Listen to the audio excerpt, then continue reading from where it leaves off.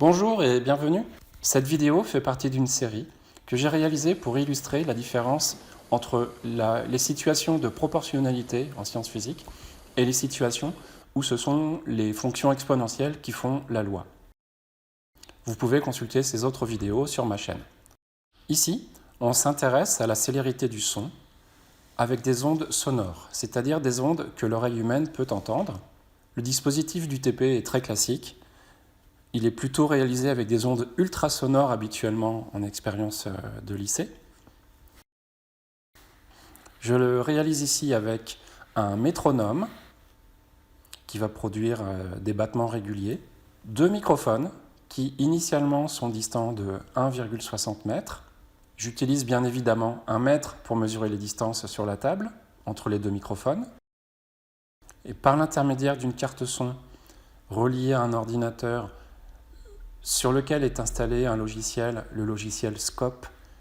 Je mettrai le lien en description et j'ai fait un tutoriel sur l'utilisation de ce logiciel qui est assez sympa pour faire pas mal d'expériences en rapport avec le son.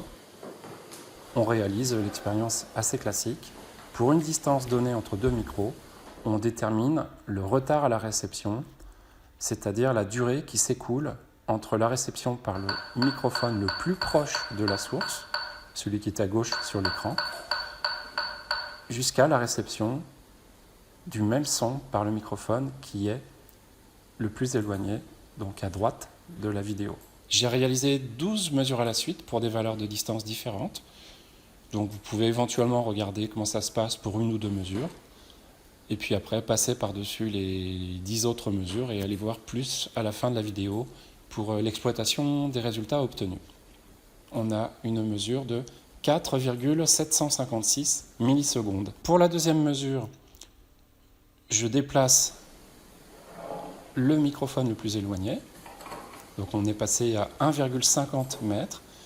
De la même façon, je fais pause sur le logiciel, je zoome sur la zone intéressante, je déplace les deux curseurs, ce qui permet d'obtenir la durée écoulée entre la réception par le premier microphone et la réception par le deuxième microphone. On a ici 4,223 millisecondes.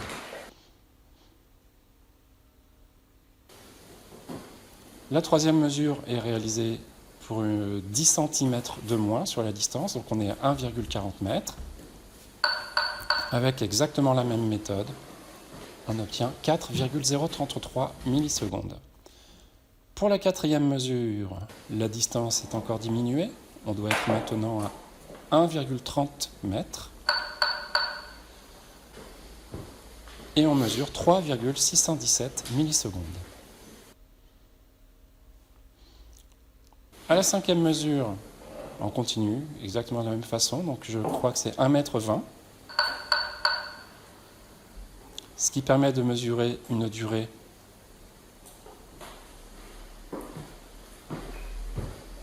de 3,340 millisecondes.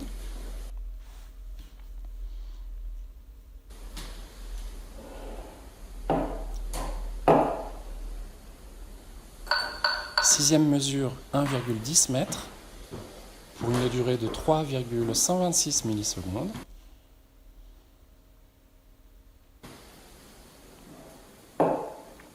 La septième mesure, 1 m pour une distance, pour une durée de 2,916 millisecondes.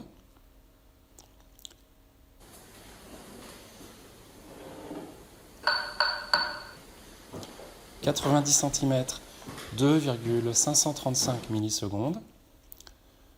La neuvième mesure doit être à 80 cm, 2,369 millisecondes.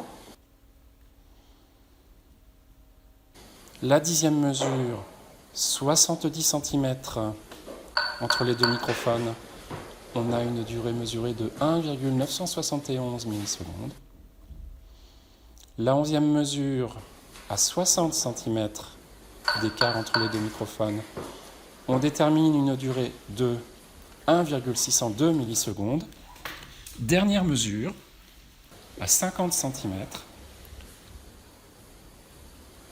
on détermine une durée de 1,457 millisecondes. Passons à l'exploitation.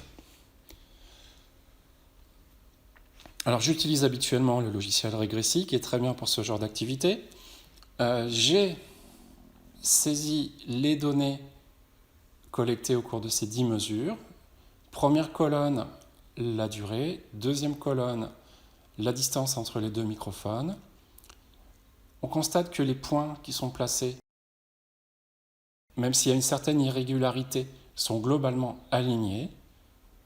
Donc, la technique habituelle, et c'est ça qui caractérise la situation de proportionnalité, c'est qu'une des deux grandeurs évolue dans les mêmes proportions que l'autre. Donc ces deux grandeurs, retard à la réception et distance entre les deux microphones, sont proportionnelles.